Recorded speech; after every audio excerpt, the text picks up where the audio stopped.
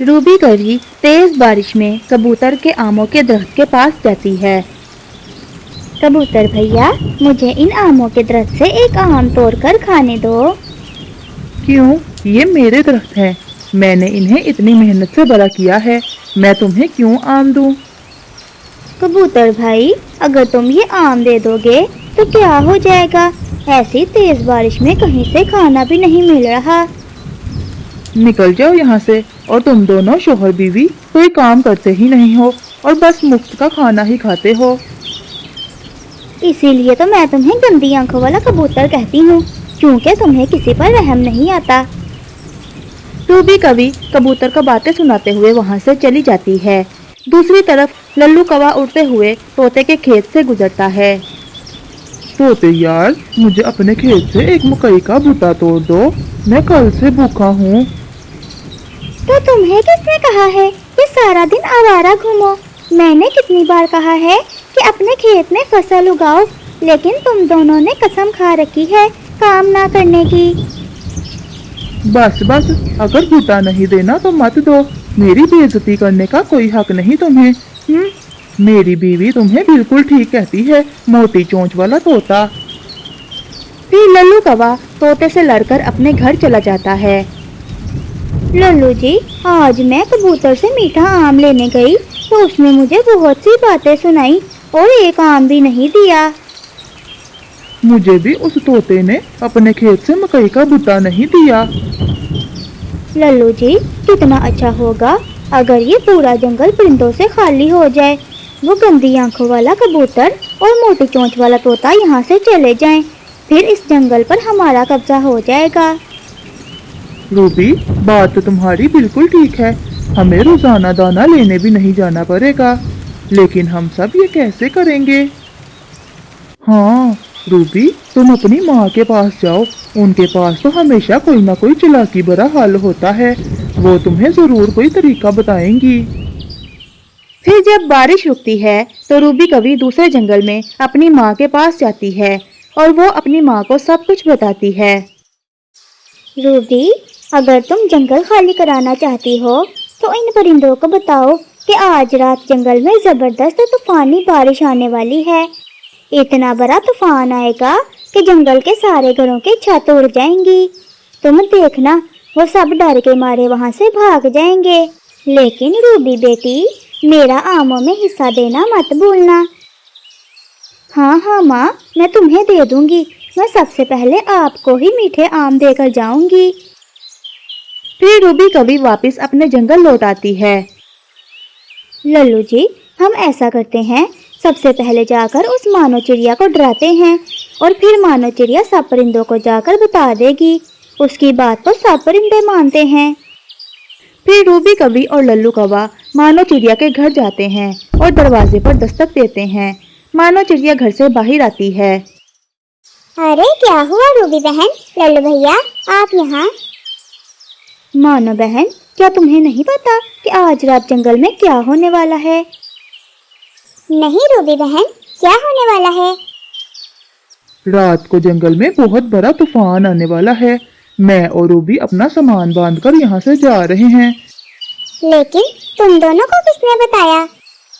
हमें मौसम का पैगाम देने वाला परिंदा बताकर गया है। तुम भी अपना सामान बांध लो और बाकी परिंदों को भी बता दो। हाँ हाँ चिड़िया बहन, जितना जल्दी हो सके सब यहाँ से निकल जाएं, वरना सब मारे जाएंगे। ये सुनकर चिड़िया फौरन तोते के पास जाती है। तोते भैया, जल्दी अपना सामान बांधो, रात को जंगल में तूफान आने वाला है।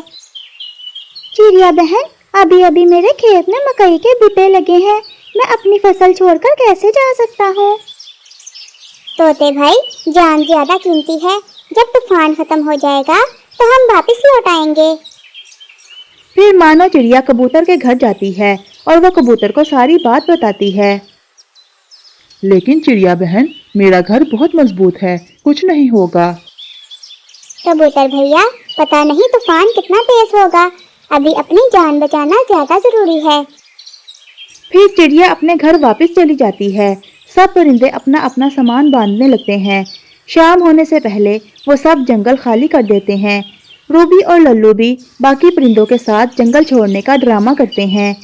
जैसे ही बाकी परिंदे दूसरे जंगल की तरफ चल पड़ते हैं तो रूबी और लल्लू फौरन अपने घर की तरफ लौट आते हैं। लल्लू जी, मुझे नहीं पता था कि इन परिंदों को बेवकूफ़ बनाना कितना आसान है। आधा काम तो उस चिड़िया ने खुद कर दिया, सारे परिंदों को जंगल से बाहर निकाल दिया। हाँ रूबी, अब तो पूरा जंगल हमारा है। फिर वो जोड़ा अपने घर से निकलता है और कबूतर के बाग में जाकर मीठे मीठे आम खाने लगते हैं। मैंने अपनी जिंदगी में इतने मीठे आम कभी नहीं खाए। वो गंदी आंखों वाला सारे आम खुद खाना चाहता था।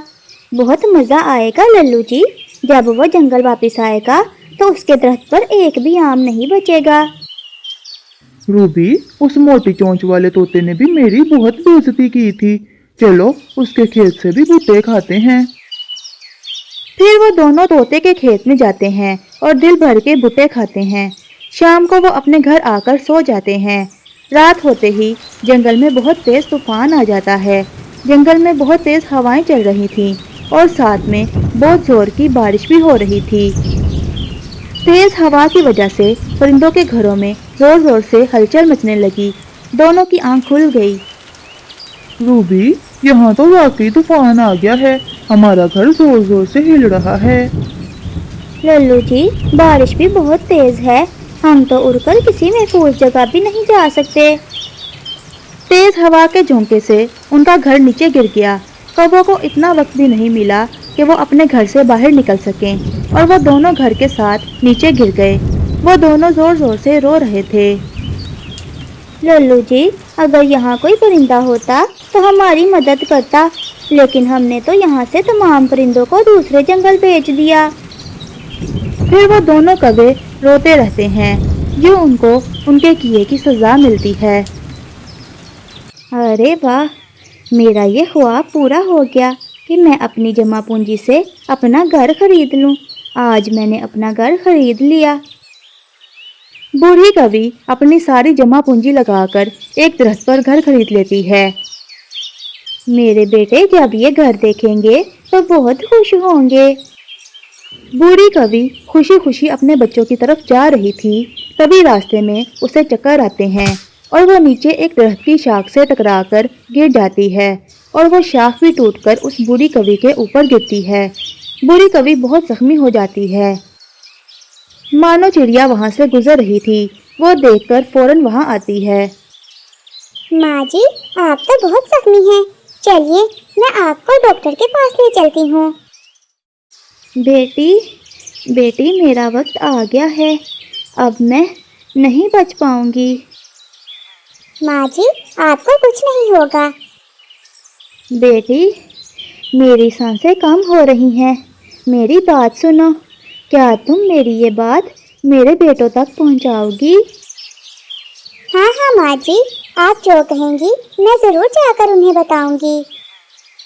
चिड़िया बेटी, मेरे दोनों बेटों को बता देना कि मैंने दरिया के किनारे उनके लिए एक घर खरीदा है। मैं उन्हें बताने ही जा रही थी, लेकिन शायद मेरी किस्मत में मरना ही लिखा था। ऐसा कहते हुए बूढ़ी कवि मर जाती है।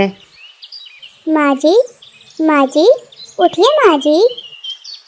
दोनों बेटे अपनी माँ के मरने पर बहुत उदास थे।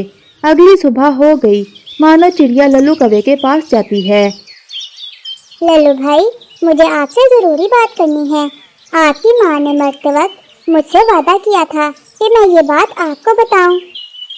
कौन सी बात चिड़िया? माँ ने कौन सी बात बताने को कहा था? माँ जी ने दरिया के पास एक दरख्त पर तुम दोनों भाइयों के लिए घर खरीदा है। वो तो तुम दोनों भाइयों को सरप्राइज देना चाहती थी, लेकिन बदकिस्मती से वो एक दरख्त से टकराकर मर गई।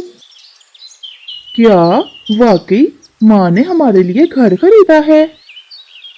हाँ लल्लू भाई, तुम बड़े हो इसलिए मैंने तुम्हें पहले बताया है। अभी मुझे तुम्हारे छोटे भाई को भी बताना है। लल्लू कौवा तो बहुत चालाक था। वो तो बस अपने बारे में ही सोच रहा था। अरे, ये बात तो मुझे बिल्कुल मालूम नहीं थी कि माँ ने हमारे लिए घर खरीदा है। माँ तो जाते जाते अच्छा काम कर गई, लेकिन ये बात उस मोटू कौवे को पता नहीं है। अब मैं इस घर पर अकेले ही कब्जा कर लूंगा। लल्लू भैया, क्या हुआ? अब मैं चलती हूँ, मुझे ये बात जाकर मोटू को भी बतानी है। रुको रुको चिड़िया, तुम ना जाओ मोटू के पास, मैं खुद जाकर बता दूंगा। चलो ठीक है लल्लू भैया, आप जाकर ही बता देना। फिर मानो चिड़िया वहां से चली जाती है। लल्लू जी, ये तो आपने बहुत अच्छा काम किया कि उस मानो चिड़िया को वहां जाने से रोका। अब घर की बात तुम्हारे भाई को नहीं पता। अब हम उस घर पर कब्जा करेंगे और वो घर हमारा ही होगा। लेकिन रूबी, क्या मैं कुछ गलत तो नहीं कर रहा? अरे नहीं नहीं, तुम कुछ भी गलत नहीं कर रहे। थोड़ा सोचो ना, वो तो अकेला रहता है, ना उसकी बीवी है ना बच्चे। देखो, तुम्हारी बीवी भी है और हमारे बच्चे भी होने वाले हैं। हमें तो इस घर की बहुत ज़रूरत है। हाँ रूबी, तुम ठीक कह रही हो। मैं अपने छोटे भाई को यही बताऊंगा कि ये घर मैंने पैसों से खरीदा है। उधर मोटू कौवा अपनी माँ के गम में बहुत उदास था और वो अपने भाई से मिलने आया था। वो घर के बाहर बैठा ये सब बातें सुन रहा था। फिर वो अंदर चला गया। भाई, तुम मेरे साथ ऐसा करोगे? मैंने कभी नहीं सोचा था। माँ के घर पे तुम अकेले कब्जा करना चाहते हो, लेकिन मैं ऐसा नहीं होने दूंगा। आखिरकार उस घर पर मेरा भी हक है। अरे ये मोटू कहाँ से आ गया? सारा प्लान खराब कर दिया इसने। अरे मोटू भाई, थोड़ा खुद सोचो ना। तुम अकेले हो, तुम्हें घर की क्या जरूरत? मेरी तो बीवी और बच्चे हैं। देखो ना, ये घर टूटा फूटा है। मुझे घर की बहुत जरूरत है। बड़े भाई, आपने मेरा नहीं सोचा। मेरी भी तो शादी होगी, मुझे भी घर की जरूरत है। ये सुनकर लल्लू कौवे को गुस्सा आ जाता है। वो दोनों भाइयों में लड़ाई शुरू हो जाती है।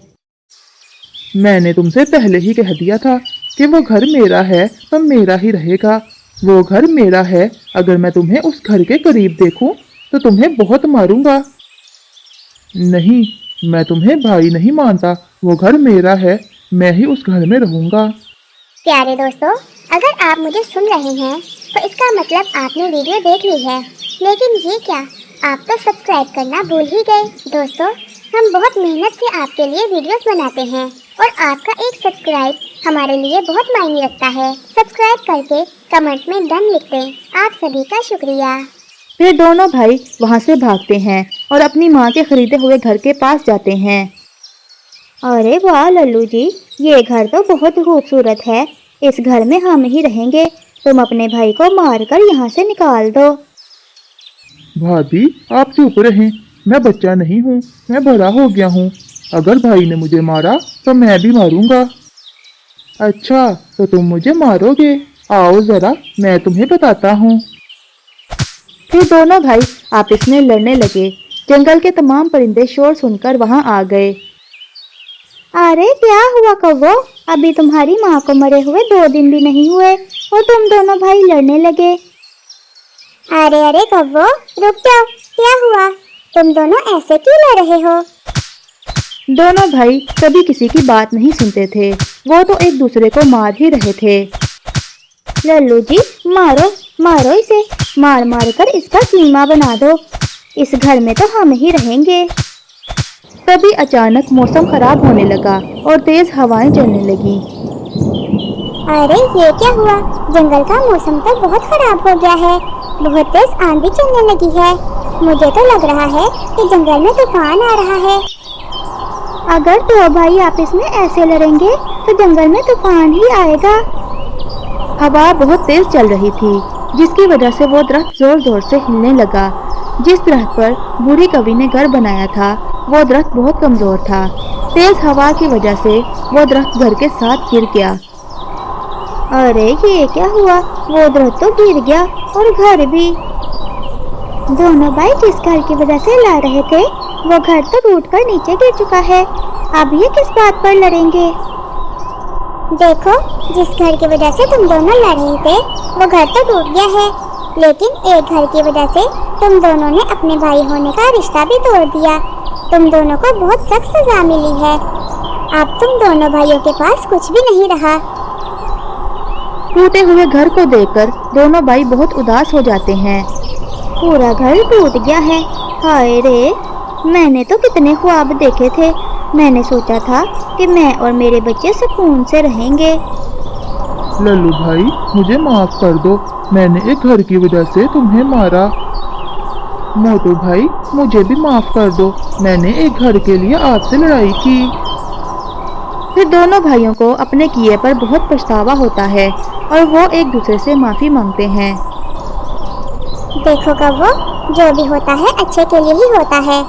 अगर लल्लू भाई तुम इस घर में होते तो शायद घर गिरने की वजह से तुम भी मर चुके होते। फिर यूं दोनों भाई खुशी खुशी रहने लगते हैं।